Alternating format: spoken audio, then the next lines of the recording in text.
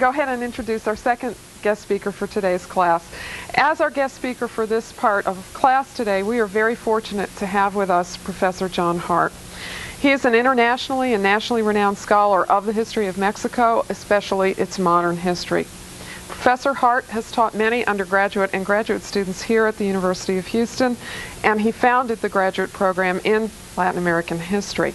He is the author of numerous articles. He is also the author of a prize-winning book, Anarchism in the Mexican Working Class, 1860 to 1931, as well as the leading interpretive history of the Mexican Revolution, Revolutionary Mexico, the Coming and Process of the Mexican Revolution. The Mexican writer Carlos Fuentes has referred to this book as, and here I'm quoting, as a probing and passionate inquiry. One of the strengths of Mr. Hart's book is that he not only understands the presence of the past in Mexico, but that he organizes the mutual responses of traditionalism and modernization so clearly. Professor Hart is continuing his deeply probing inquiry into the revolutionary period in a new manuscript entitled Empire and Revolution. We are truly fortunate to have him here with us today to share his knowledge and insights into this cataclysmic and deeply formative period of Mexican history. Professor Hart.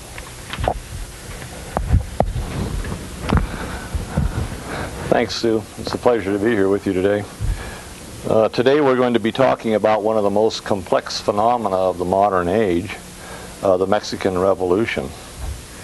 And since we don't have a lot of time for such a complex phenomenon, let me begin right away. Underscoring its complexity, I think, is our first consideration, and that is, beginning in the late 1890s until 1917, the world was swept by a series of uprisings and revolutions, of which the Mexican Revolution was a part. The first of the really large uprisings occurred in China in 1898 and was followed up again in that country in 1911. Two others occurred in Iran and Russia in 1905. And in 1910, we had the great Mexican revolutions beginning. Now, during that time, there was global unrest in South Africa, Cuba, the Philippines, Morocco, the Balkans. The list seems endless. But those four great civilizations, ancient in their heritage, prehistoric in their heritage, of Russia, Persia, China, and Mexico, underscore something special, and that is the coupling of deep-seated traditions, inherited pasts, confronting dramatic transformations that really didn't work very well. And by transformations, I mean social, economic, and political transformations that we sometimes call modernization. In the case of Mexico, the country underwent a social and economic transformation between 1876 and 1910 that included the introduction of modern infrastructure, railroads, telegraph, hydroelectric power, paved streets, petroleum production, the industrial refining of rubber and metals, the introduction of steel smelters, and the reorganization of a country that was essentially 80% rural. In 1876, Mexico was a nation of 7.5 to 9 million people. In 1910, there were 15 million.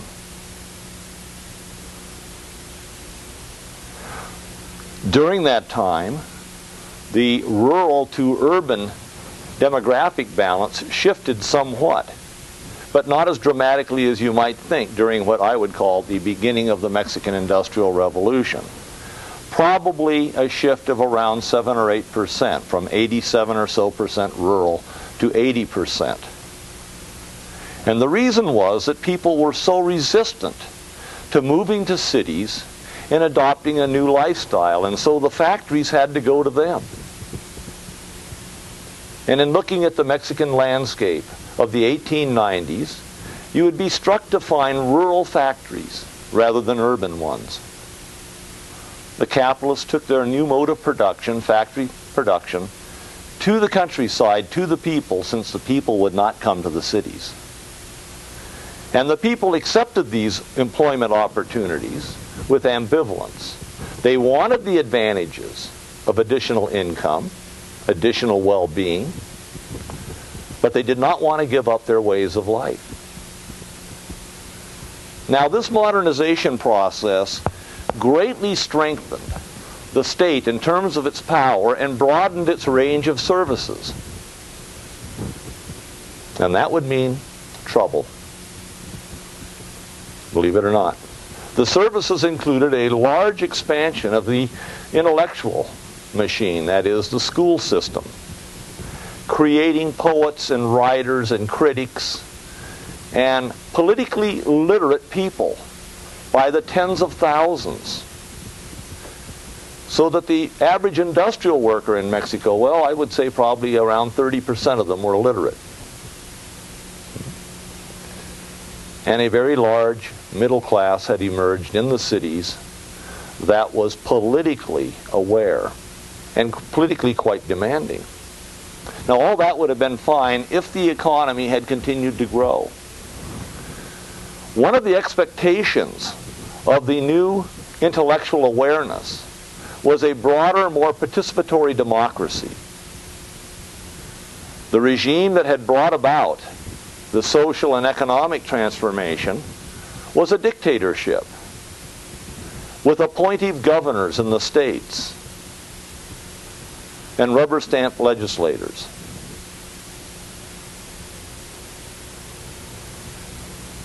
And beginning in the 1890s, the young intellectuals of the University Law School, the National University of Mexico Law School, began demonstrating in the streets of Mexico City, calling for democratic elections. We want to elect our own representatives. We want to take part in the decision making. And at the same time, the abuses of the Industrial Revolution began to come under closer scrutiny from a coterie of new writers who protested excesses, usually in dramatic, forlorn novels about heartbroken young couples, one of whom dies and the other carries, the male carries the deceased female off to her grave, and the reader weeps at the end of the story. These are tragic stories of people broken by the new industrial machine. But by the mid-90s, the authors, without really realizing it, feel obliged to offer solutions, and they begin talking about reform and more democracy, and it wouldn't have this kind of ending if only we had a say in things. And again, the solutions are quite peaceful and reformist.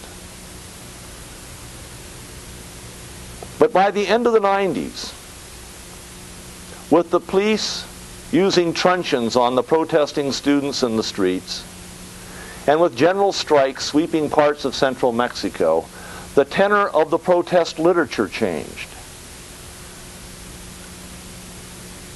And famous writers like Heriberto Frias, who was the most popular writer of his time,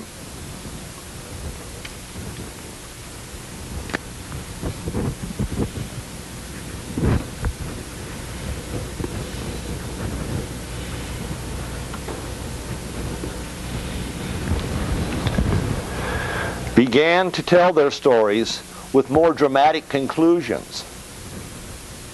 Revolution, overthrowing the tyrant, the dictator. And at the same time, another form of protest literature appeared in a newspaper called El Hijo del Ahuizote.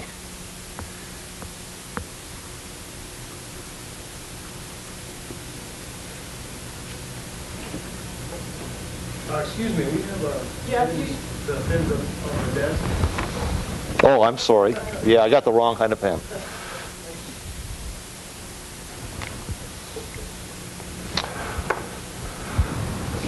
And in this newspaper, the dictator began to suffer perhaps the most dangerous kind of abuse for a politician, mockery, portrayed as a chongo or a monkey or a snake with a semi-human head, but always in the posture of abusing the common citizenry. And perhaps most dangerously of all, because it ties into those other three revolutions, as a sellout to foreign oppressors, a man who was selling his country to the outsiders. And in all four of these revolutions, the salient characteristic, ideologically speaking, besides political democracy, is nationalism. In Iran, China, Mexico, and Russia, a powerful form of nationalism emerges at the turn of the century. And in the El Hijo del Ahuizote, we find these portrayals reaching mass consumption. Not to mention Frias and the other writers who, with their dime store novels, are reaching the literate public. Now, the turnaround intensified at the turn of the century because it was at that moment that the European economies took a momentary tailspin. They went into crisis, and there was a retrenchment of foreign investments. For example, the French, who dominated the Mexican textile industry, began to withdraw capital in absolute terms, not just slow down the rate of investment, which people needed. As the young people enter the marketplace, they need jobs, they need new capital to be active there to provide employment opportunities. And the French were making absolute withdrawals in terms of the amount that they were investing in Mexico's largest domestic industry, textiles. And the result was the Great Strike of 1898, because the French said, we not only are going to cut back on investments, we want to reduce your hours and your wages. 1898.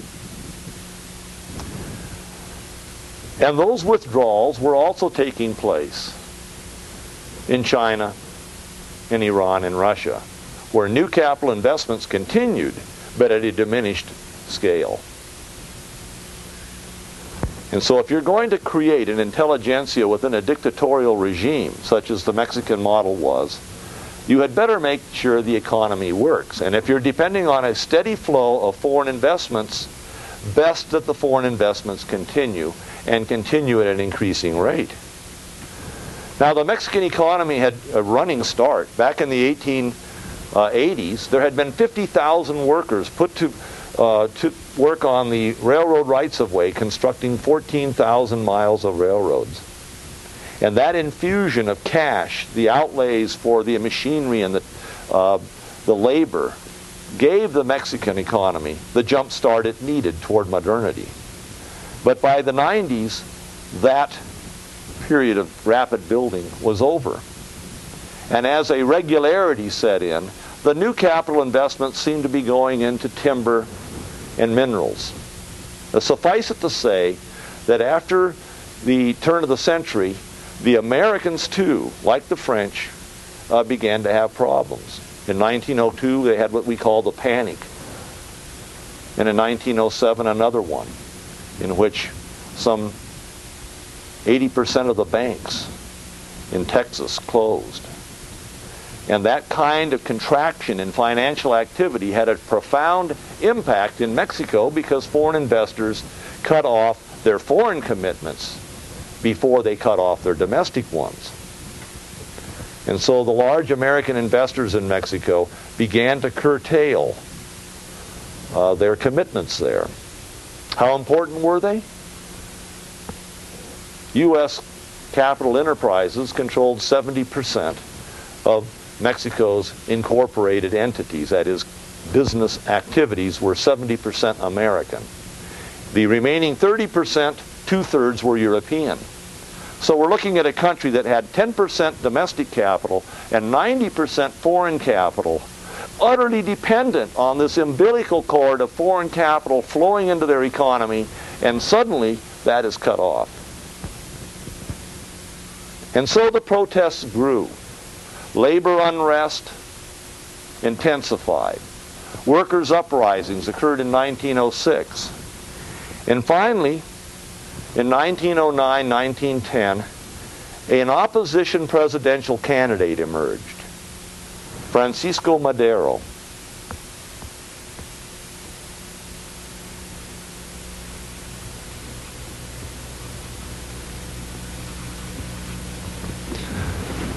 Madero was really quite remarkable. He wrote a stunning book called The Presidential Succession, published at the time of his candidacy for the presidency of Mexico in 1910. In that book, he recommended a federal democratic republic with states having state rights and autonomous legislatures and governors elected by the people, and a president with an autonomous Congress, and universal male suffrage. This in a country that had a dictatorship. And remarkably, if you look at Madero's text closely, alongside that of his contemporary Sun Yat-sen of China, you will find that Sun Yat-sen and Francisco Madero essentially wrote the same book with the same arguments, different words, but the same ideals, the same objectives prevailed in both revolutions. The Chinese Revolution of 1911, the Mexican Revolution of 1910. And from Madero's standpoint, being the son of Mexico's wealthiest industrial family, this was to be a democratic revolution, not a social confrontation between classes. This was to be something that would move Mexico toward modernity, but with serenity, with peace. And he attracted enormous crowds.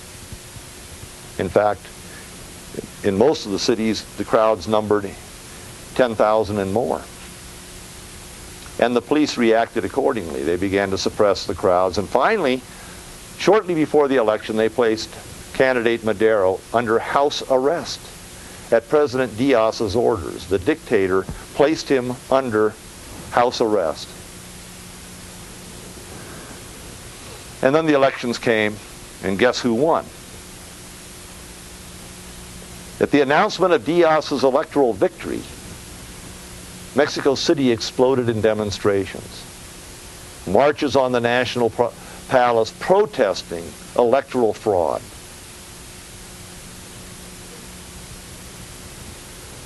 The police were used, and Madero fled the country to San Antonio, Texas, where he opted to challenge the electoral fraud militarily. And he issued a revolutionary proclamation from San Antonio, which he called the Plan of San Luis Potosí, the city from which he had fled while he was under house arrest.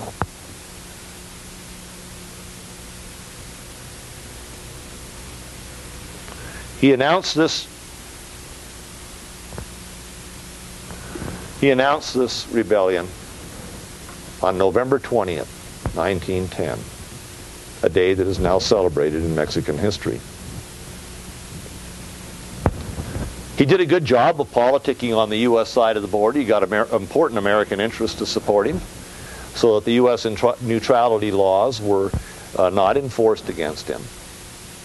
But on the other hand, the fighting had to be done by the Mexicans themselves. This was not something in which the American government or American interests were really willing to take part in, even though a lot of them were ready to see Diaz go, because he was beginning to shift his interests toward other countries, favoring British petroleum interests over American, over Standard Oil, and Doheny, the great American private operator in Mexico. And so there were plenty of reasons why they no longer were so enamored with Diaz after 35 years in power, and they were willing to see him go. And so Madero did have the ability to operate from Texas, but he had to do it with Mexicans. And the Mexicans that he did it with stand out forever in Mexican history. After he announced that plan, two major factions emerged, one in the north and one in the south, willing to fight to overthrow the dictator. And the one in the south was led by Emiliano Zapata.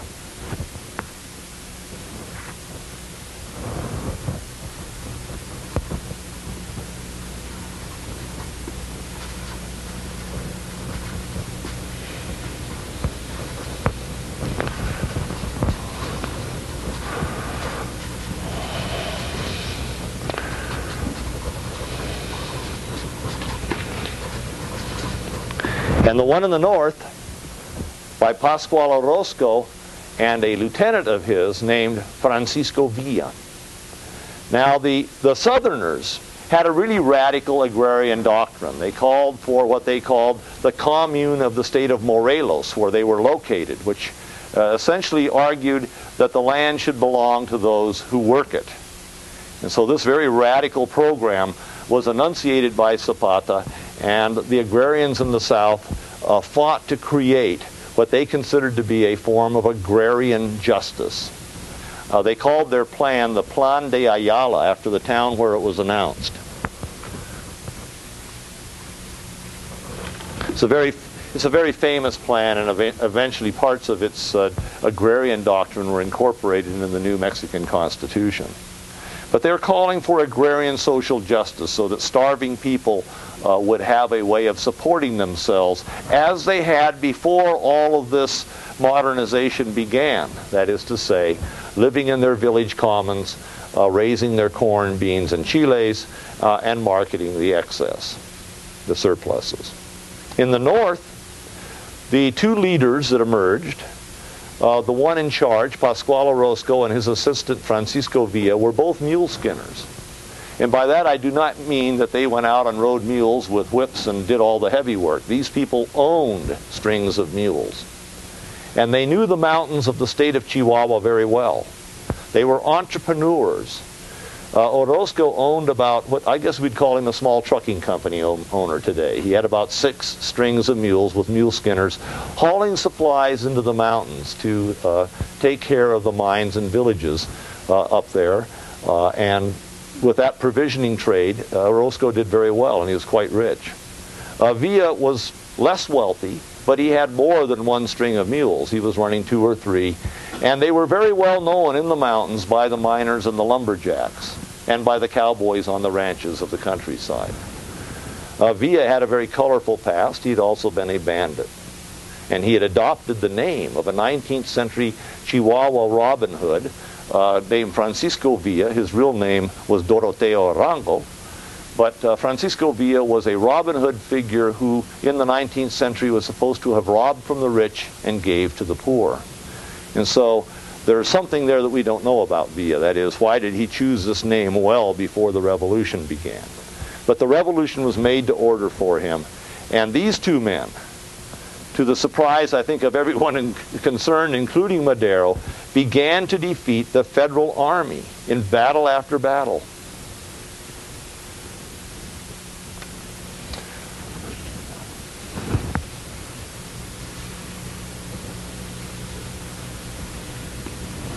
The critical fighting of the revolution in 1911 took place in the state of Chihuahua. And it culminated in the spring of that year at the city of Ciudad Juarez across the river from El Paso, when Villa and Orozco's men seized the city. Now, at the moment they did that at Juarez,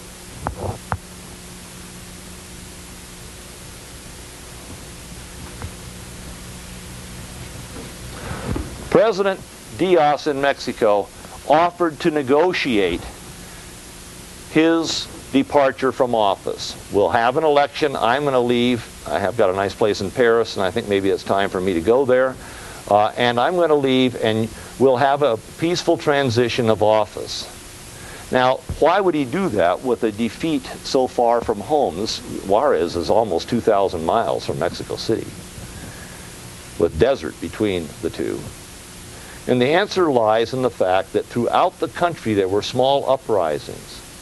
In Veracruz, in Chiapas, in Campeche, in Michoacan, up and down both coastlines.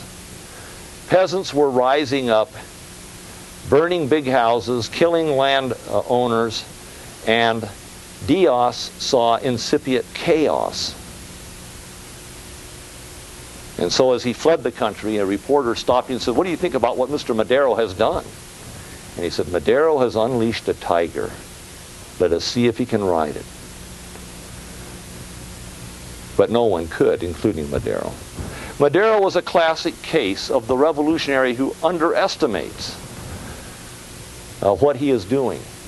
He looked for a modest political change, and like Gorbachev of the Soviet Union, failed to recognize the deep anguish of the people. He thought reforms would be enough.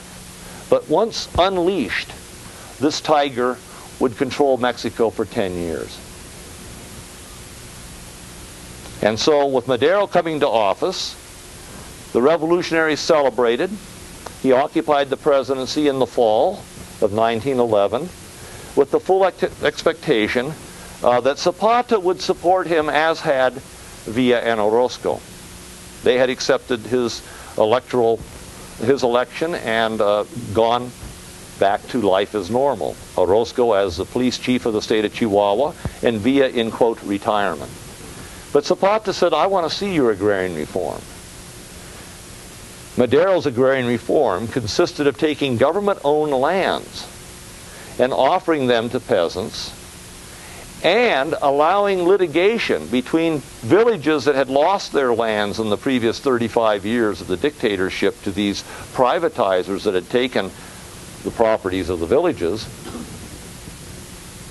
letting them litigate in the courts, to which Zapata said, "My God, the courts are the people that took it away from us. We can't do that. This means nothing to us. We want the land and we want you to promise it to us now." And Madero would not do that. And so Zapata refused to lay down his arms. And unfortunately, while they were still talking, the army turned on Zapata and tried to trap him and destroy his forces. And so a deep distrust developed between Madero and Zapata launched a civil war. And so while Madero was in office till February of 1913, a civil war with Zapata and the agrarians in southern Mexico plagued his regime and weakened it substantially. Now, most of the country calmed down after Madero was elected. But while Zapata was fighting, the flare-ups began gradually once again. And by late 1912, the reports were pouring in from all the places that had been out of control in early 1911. 18 months later, the country was up in arms again. Now, during that time, Madero had tried to introduce some reforms. He had allowed unions to form in Mexico City by taking the police off of the working class organizers. And so they were actually able to form unions, very radical unions. These unions were known as anarcho-syndicalists.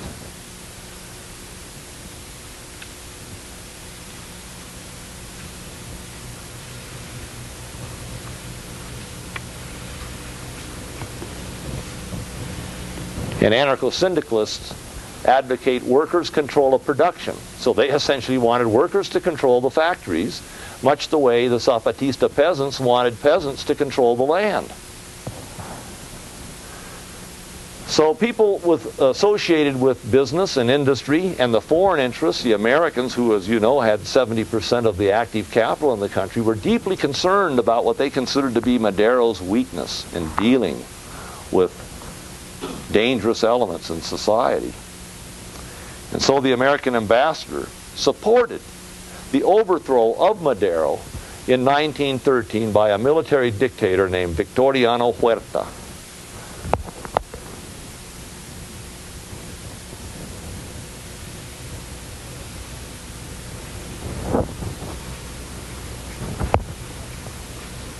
Now, the problem here is that Huerta and the Americans, like Madero, were underestimating the fury, the built-up public fury here. A mere change in the presidency was not going to bring peace to Mexico. And if you let Madero go, he would lead another insurrection against a much weaker Huerta regime than that which he had already toppled under Diaz. For whatever reasons, Francisco Madero and his vice president were assassinated while in jail and in the custody of General Huerta. And that night led to the announcement of civil war. Far in the north, the governor of the state of Coahuila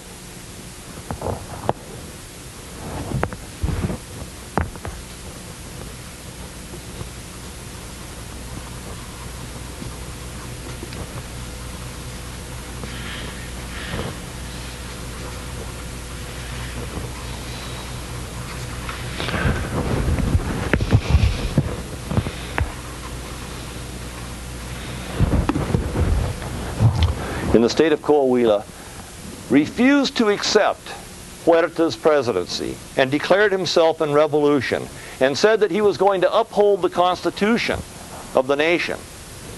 And so he called his rebellion against Huerta the Constitutionalist Revolution.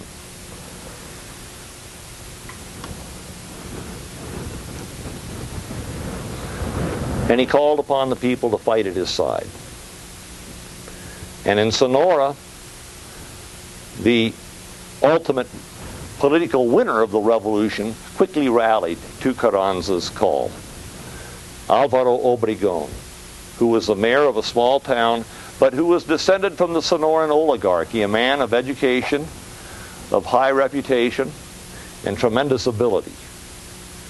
And so Obregón, operating out of Sonora, and Carranza out of Coahuila, represented a powerful alliance. Sonora is that state immediately south of Arizona. Coahuila is immediately south of Eagle Pass, Texas, to give you a sense of geographic position. And in between those two states is the most powerful northern state of all, the state of Chihuahua. And there, Huerta's people were able to assassinate the leading Maderistas, the people that supported President Madero.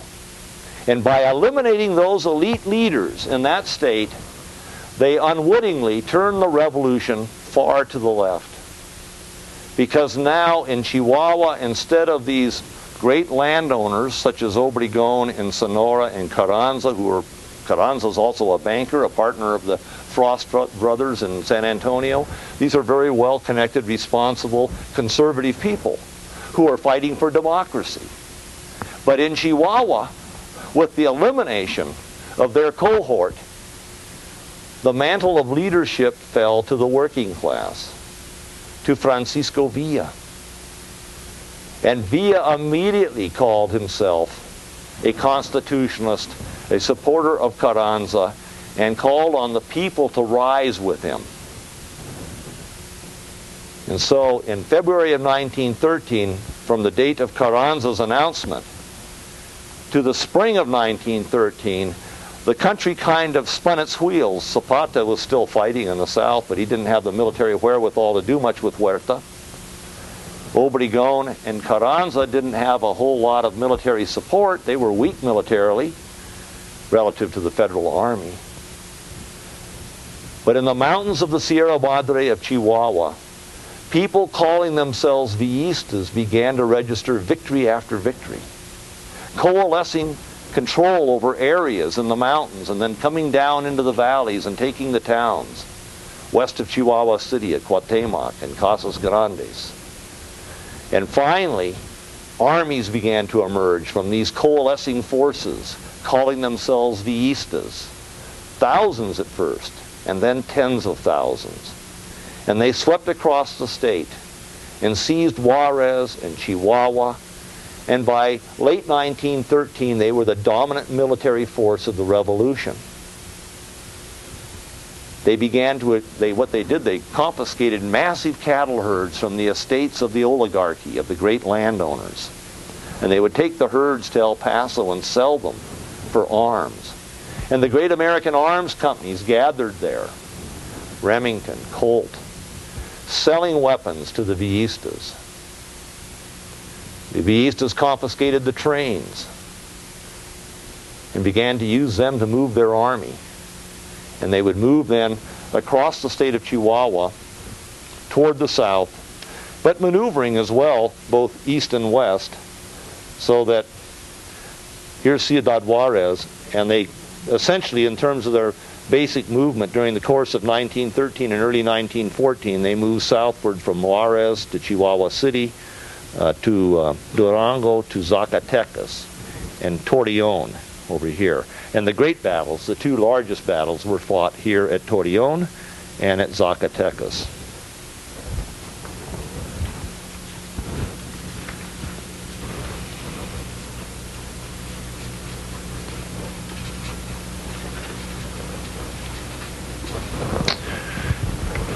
Now, there was a serious situation here behind the scenes. Many people calling themselves Zapatistas in the south and Villistas in the north were out of touch with their leaders.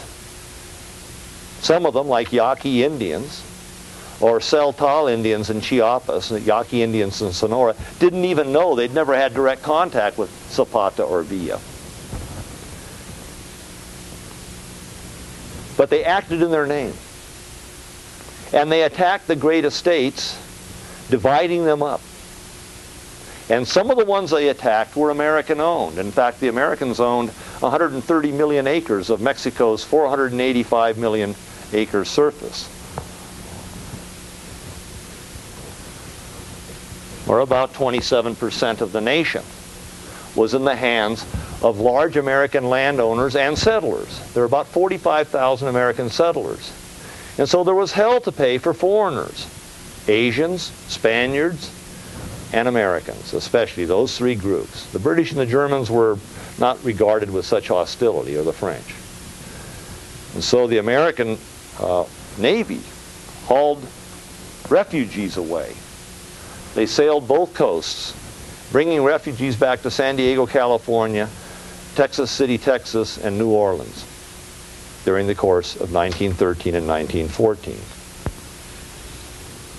Shiploads of them. And Villa began to march on Mexico City with a force that he now called the Division Del Norte. And the American government is pretty ambivalent about this guy.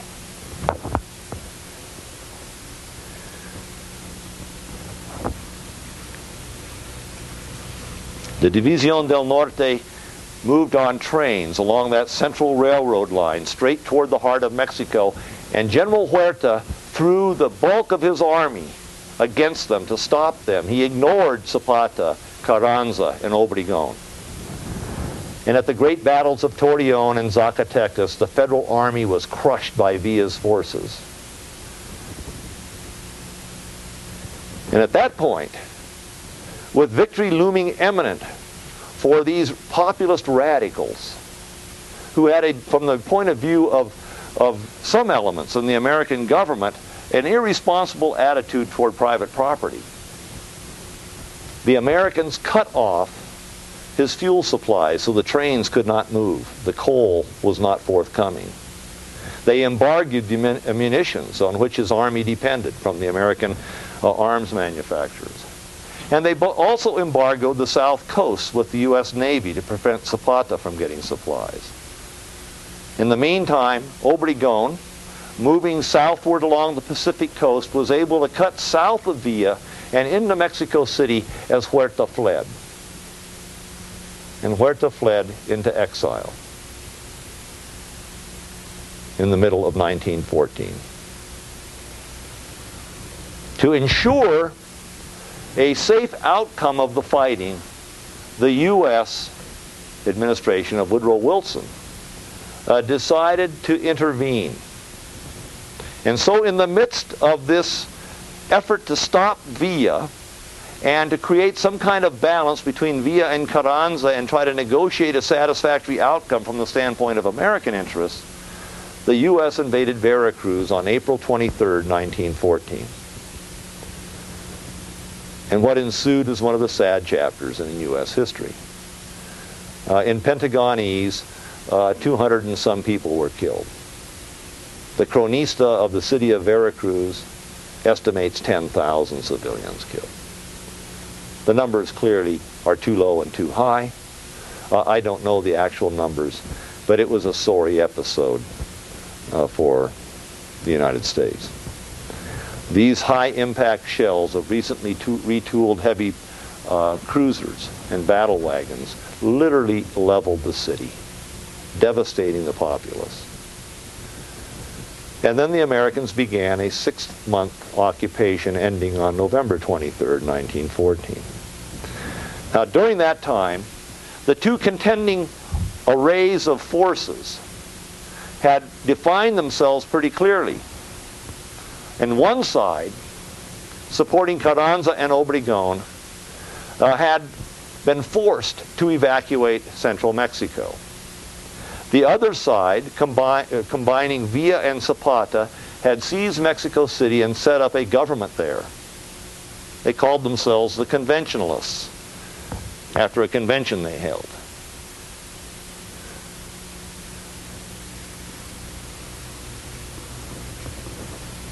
And so they're fighting the Constitutionalists.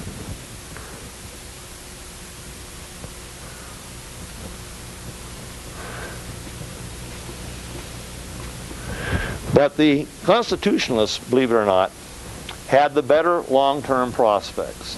While Villa could smuggle weapons across the border, it was the Constitutionalists who would have access to manpower and arms on a scale sufficient to defeat the Conventionalists of Villa and Zapata. And I want to very briefly tell you how that happened in a period that we might call class conflict and civil war. The regional elite people, and by the way, if you noticed, Obregón from the Sonoran oligarchy, a mayor, a landowner, Carranza, a landowner, and a banker. These are people of the regions, of the provinces, and they're elites. And they lead their movement. And they seek like-minded, like same social type people to lead their military formations. While on the other side, you have rural working class formations, led by Villa and Zapata and cowboys and timbermen and farmers.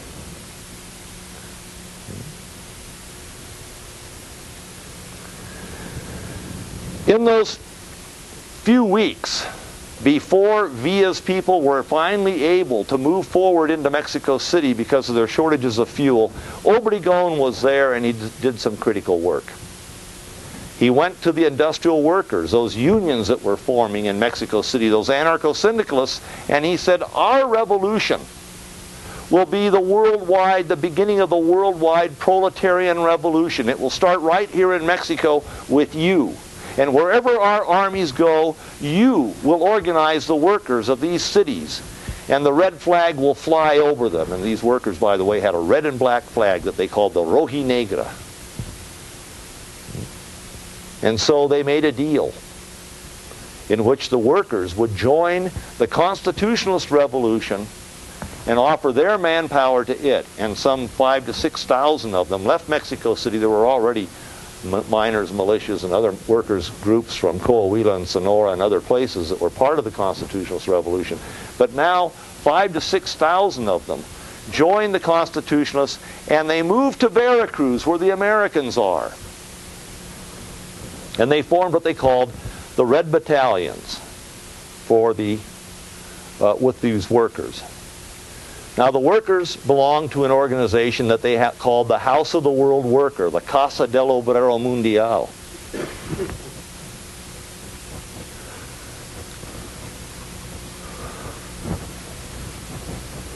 And here they are in Veracruz now with the Constitutionalists who have fled central Mexico. And here are the Americans. And at this point, the U.S.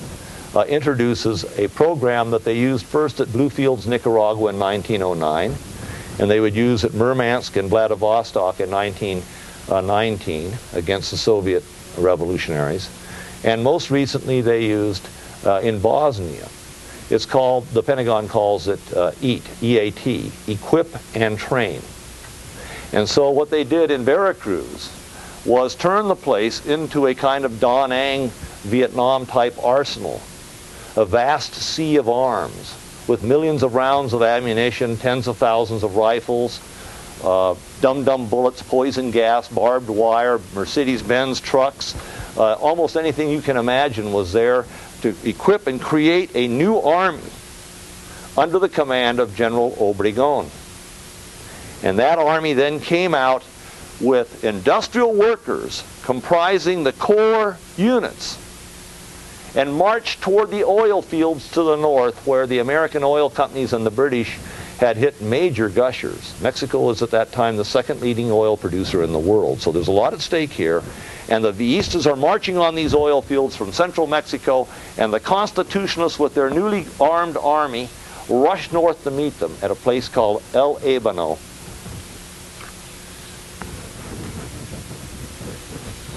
And in January of 1915, the two forces came into contact at El Abano. They clashed there with dramatic results. An American eyewitness, because this place was owned by Standard Oil, El Abano was. And he said, geez, you know, the Villistas began showing up several days before the battle. These ragtag guys with half-starved horses, and some of them were barefoot, and their guns and their ammunition mismatched. And they had brass cannons from the Civil War. You know, just really kind of like wretched characters. And they stole my food, they ate my cattle, and what have you. And then they marched on down the road. Some of the officers stayed for a day or so until the battle began. He said, then you could hear the roar of the artillery in the distance. And he knew that those were not Villista guns because they didn't have those kinds of guns. And then the Villistas began streaming back by the house there at El Abano, the rancho, wounded, broken, in their carts, hauling their equipment as best they could. And then there was a half day of silence, and then the marching of feet as men in brand new uniforms marching in order with Mercedes-Benz trucks and field radios arrived at the Constitutionalist army with its modern armor. And that, in a very succinct, unbiased report by an eyewitness, tells you what happened to the Villistas. They are overwhelmed by modern technology and arms. Equip and train. The Red Battalions had fought and defeated the peasants, thinking that they were going to bring about this new workers' order. But to their surprise, with Villa defeated in central Mexico and retreating to the north to conduct a guerrilla war, and with Zapata retreating back into the mountains of the south, Carranza, who is the head of the revolution and now calling himself the first chief and soon president of Mexico, Carranza ordered the Red Battalions immediately disbanded. And so they came back to Mexico City and they began making all kinds of demands about labor and working conditions and the end of scrip monies. They wanted to be paid in real cash. And no one would do this. They had two general strikes in 1916 over this.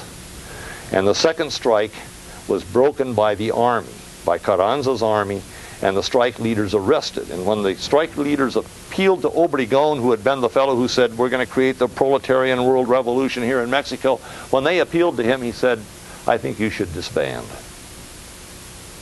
And so they did, on the pain of more severe penalties if they didn't.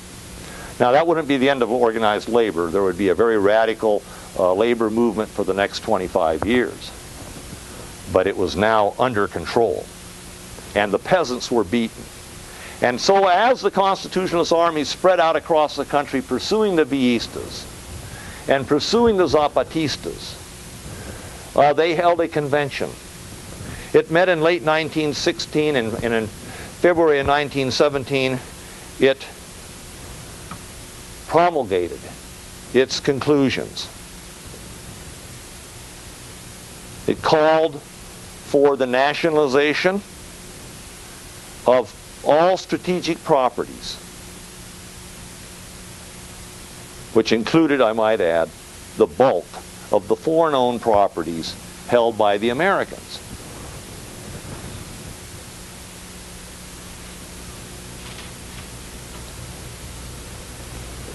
Article 27 of that Constitution called for the restoration of all the lands to the people that had been taken illegally, and under special procedures, all people could apply for land, and their right as Mexicans to have land would be recognized. So the Zapatistas got a lot of what they wanted right there. The big difference between what the Zapatistas wanted and what the new government was willing to give them was control. Control, power. We will give you the land, yes, but you will not get your municipio libres to be actually autonomous villages. Rather, the federal government will decide what land and how much.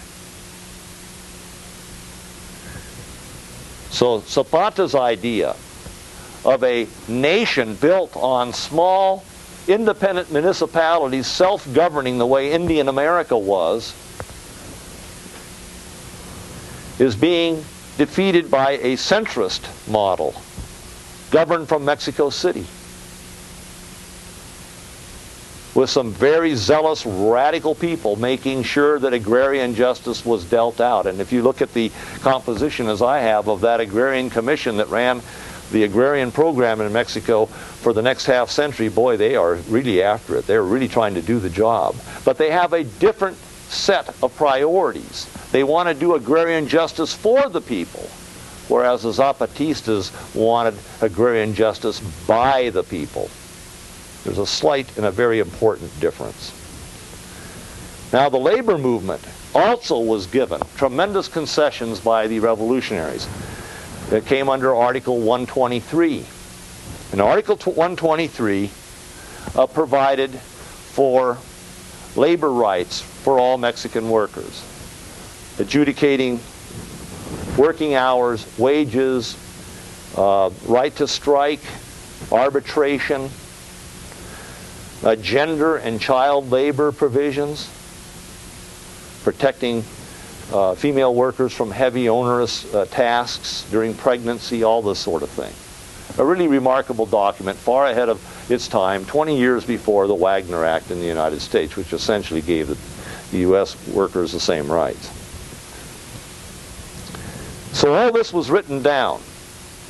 And by 1920, Carranza, as president of Mexico, had begun to act in very tentative ways only in one area, and that was vis-a-vis the foreigners. He was nationalizing properties, but he was not doing anything on behalf of agrarians and workers. And so there was tremendous popular pressure to get rid of him, especially when he decided to use a junior lieutenant as a means of keeping power in the presidency. That is, he'd have his lieutenant made president, and then he would rule from behind the scenes. At least that's what his opponents felt that he was going to do. And so in 1920, they rose up around General Obregón and threw him out of office, and he was assassinated trying to get away. He had the sense to take the treasury with him. Maybe that's why he was assassinated.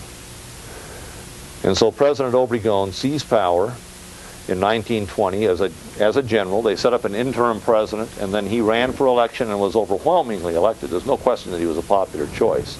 And it was the last violent transition.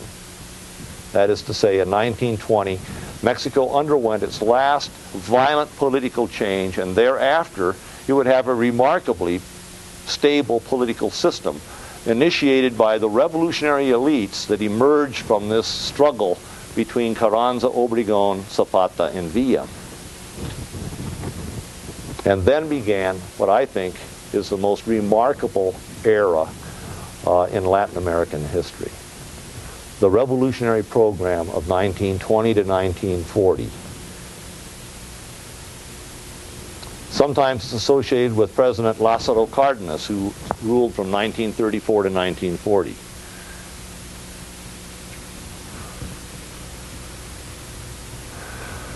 But it actually began with President Obregón in 1920.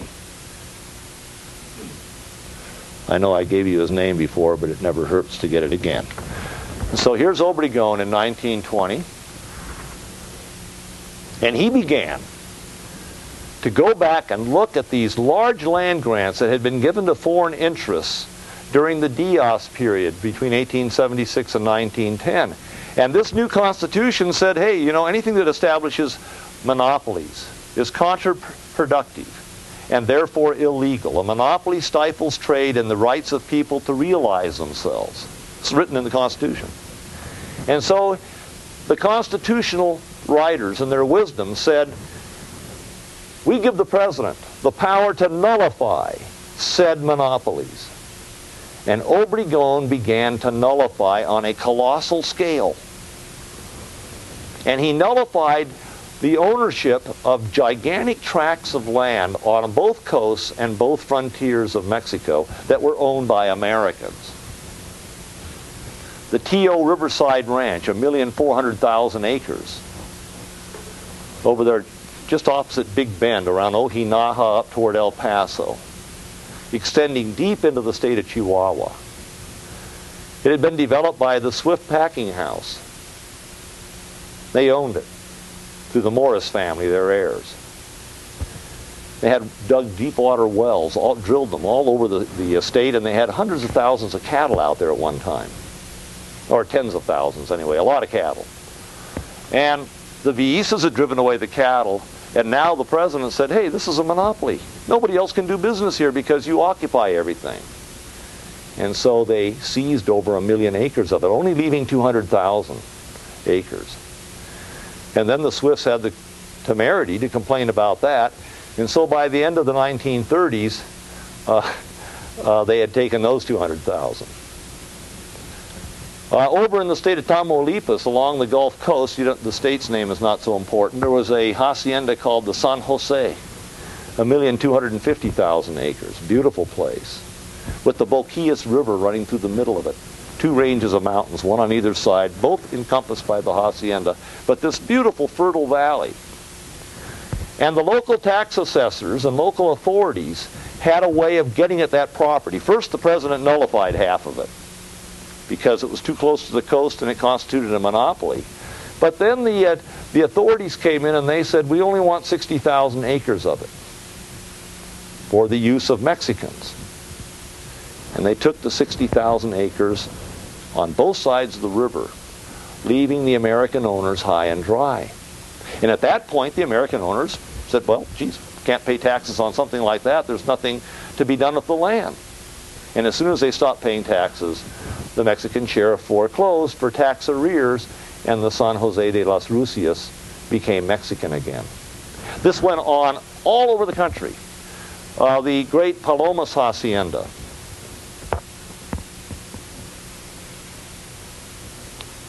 2.5 million acres, the largest hacienda in Mexico, extended from Ciudad Juarez, El Paso, all the way over to Arizona. You know the map there? You know how New Mexico, about half of New Mexico, extends westerly from El Paso, Las Cruces to the Arizona line.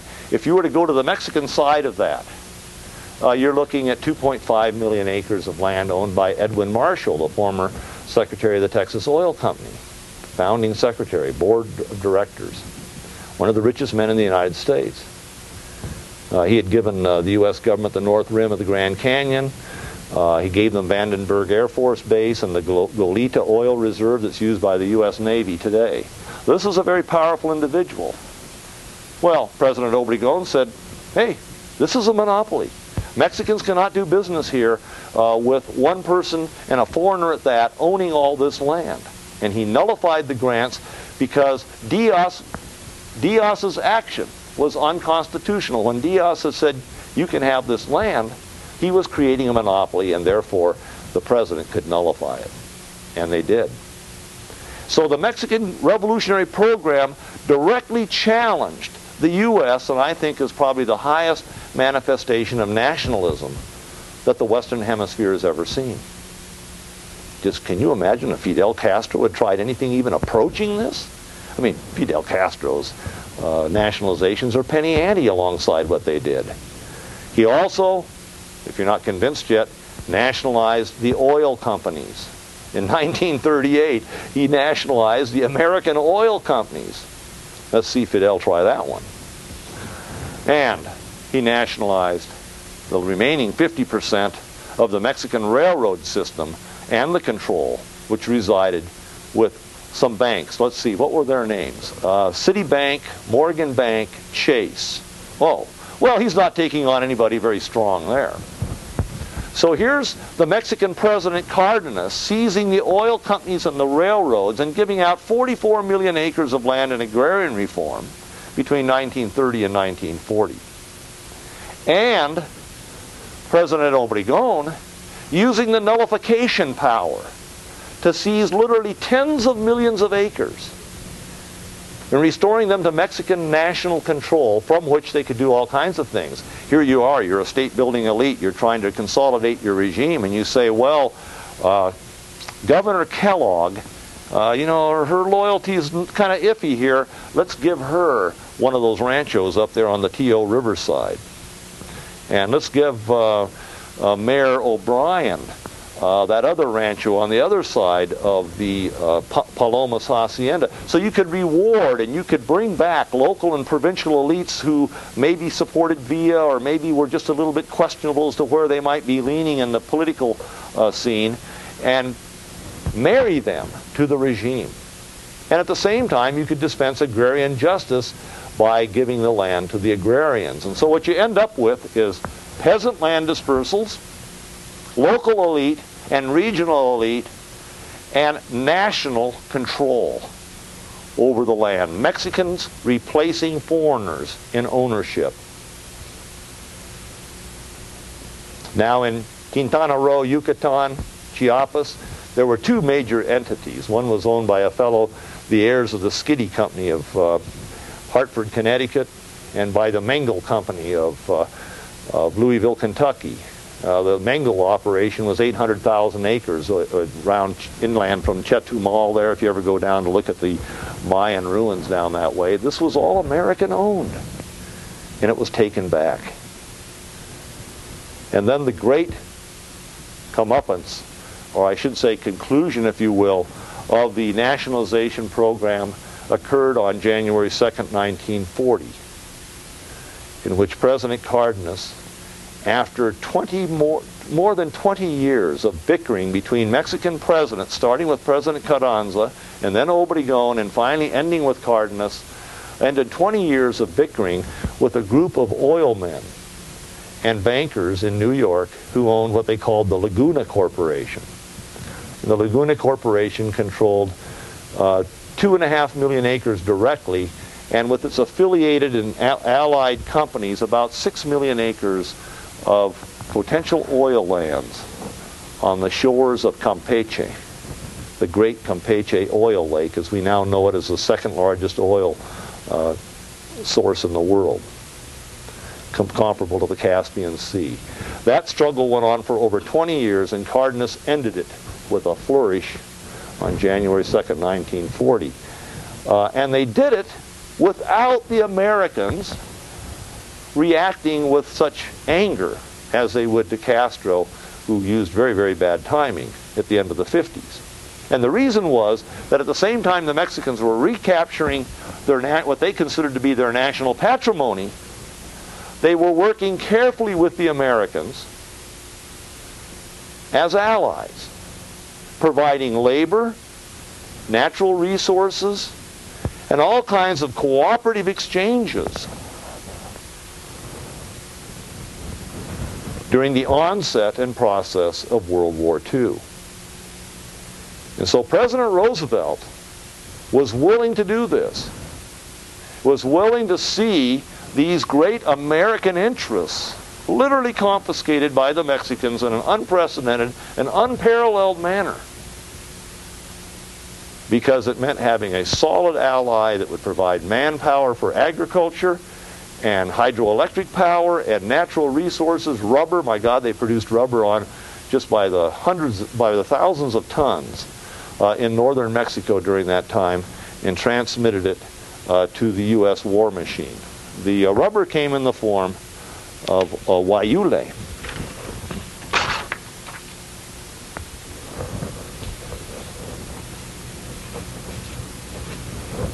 And it was produced by a company called the Intercontinental Rubber Company of Mexico, which was tied to U.S. rubber. It's a great big conglomerate of interests. And Intercontinental had rubber lands in the Congo and in Sumatra and in Mexico. It was run by Bernard Baruch and William Rockefeller and others. And it was a really powerful combine. And so they were happy to keep their lands a bit longer because the Mexicans had threatened to take those properties during the course of the 30s.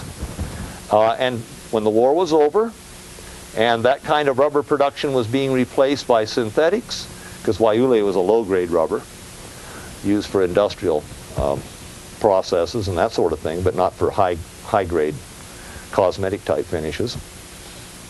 At that point, the Mexicans gradually absorbed those properties until they were all Mexican-owned during the course of the 40s. But that was very low-key, and it was penny ante compared to what went on before. Other companies in Mexico that had their properties nationalized include Cargill Lumber, the John Deere Company, International Harvester, Chase Manhattan Bank, which had properties in Sonora. It's a who's who of the American power elite. And so the nationalism that manifested itself in the 1890s with such drama, with such concern on the part of social protesters that felt that Mexico was losing its soul and literally its material independence as foreigners bought up its industrial machine, bought up its natural resources and its real estate. By 1940, the country had really taken back virtually all of that.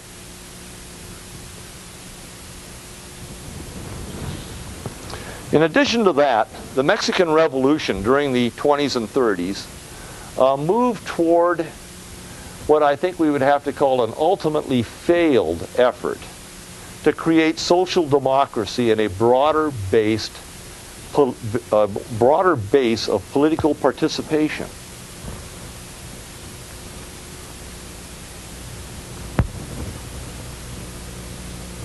They organized a massive peasants' organization known as the National Confederation of Campesinos.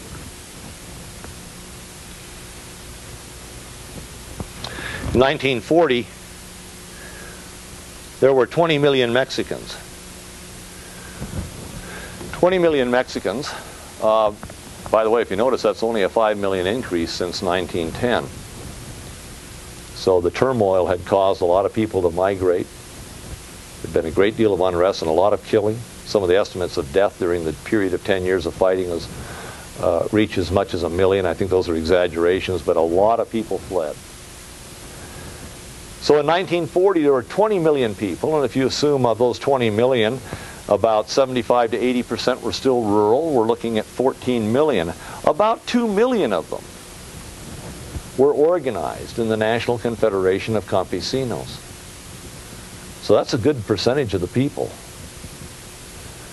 And another 1.5 million in urban labor syndicates, unions, that were tied to the government by President Cardenas in his effort to create this participatory political system. The unions will have their conglomerate. The peasants, instead of being all these disparate 10,000 little pueblos, and that's literally how many there were, 10,000 little pueblos scattered across the Mexican countryside, now they'll have one great bargaining unit. And then he organized the big capitalists and the little capitalists and the petty capitalists and what have yous into all sorts of special interest groups, and they too would have organized representation. So the idea was that this would create a kind of a moderating role for the central government. Well, unfortunately, we know that extreme differences of education and wealth and power in a society will lead to control by those elements, those elites, that have the most of that education, wealth, and power. And so it wouldn't surprise you, I suppose, to find that a half century after President Cardenas introduced that model for a democratic equilibrium, that we end up with functionaries controlling these organizations, these mass organizations, on behalf of political elites closely tied to the financial elites. And so Mexico ends up with one of the 2 or 3 most skewed patterns of wealth and power in the industrialized world. A country in which as many as 50% are considered to be in extreme poverty as opposed to poverty.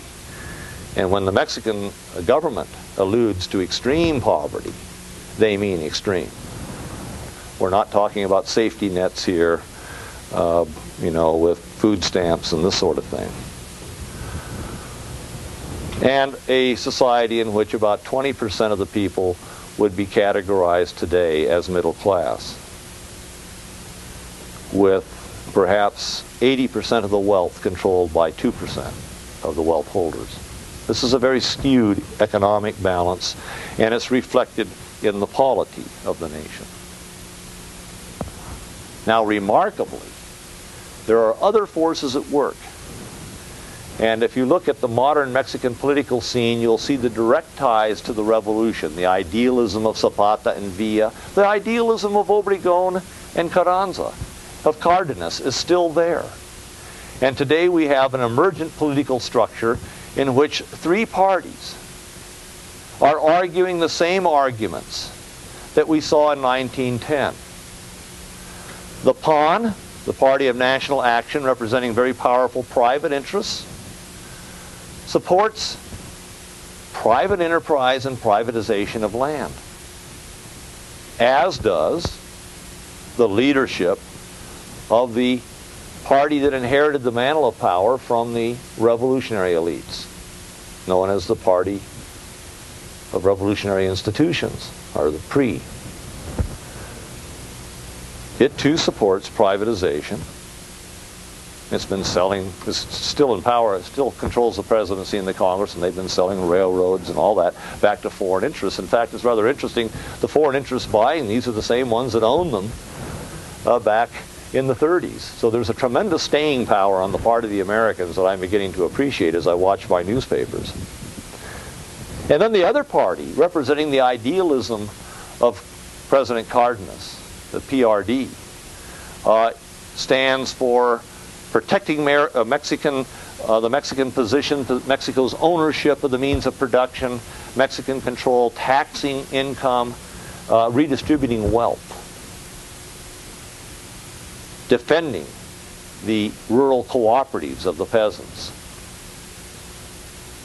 And so we have here a full circle in which today, in the late 90s, we find the Mexican political system once again in crisis, with the same level of nationalistic concern about foreign power, and yet a recognition by all parties concerned, as we had at the turn of the century 100 years ago, that the foreigners are essential to national development, to new technology, to new jobs.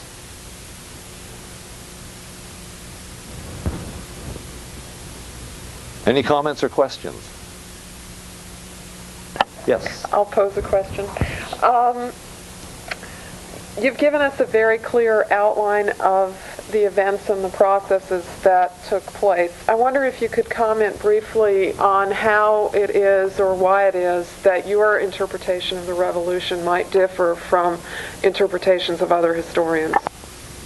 I think the biggest difference would be there's a revisionist group today that challenges the issue of nationalism. And so over the last 10 years, I've been researching the archives and came up with some of the information I've shared with you today about Obregón's nationalizations and the seizure of these enormous American properties, because largely I think the profession has not known about the extent of foreign control that existed. And for example, the Constitution of 1917, the writers called for a prohibition of foreign ownership along the coasts and frontiers. And as I began to map out these properties, I realized that the coast and frontiers were owned by Americans. And these people knew that. And so they're moving against Americans. And then when you turn to the agrarian reform archives of the Mexican government, it'll say property such and such, American, and they have a red pencil under it. they're moving to seize control of their national assets. And I think that's probably one argument that I will win, and I think when they see the data, they'll just simply shrug their shoulders and say, oh, well, okay, and then they'll, whatever. I can't anticipate what the objections will be. I'm sure there will be some, but I think there will be a general agreement that indeed the nationalism that was originally identified by historians in the 30s was essentially correct, that original interpretation was closer to the truth than the revisionists. Anybody have any other questions? Yeah. Do you think American companies that are rushing to reinvest in Mexico or perhaps in years past? Does Mexico has a nationalistic tradition? Yes, I think the important difference would be that they not buy land. I think as long as they're investing money and bettering things, that the Mexicans will receive them in a cooperative, fraternal way. But if they try to buy assets and take over things at the ground level, they will not be well received.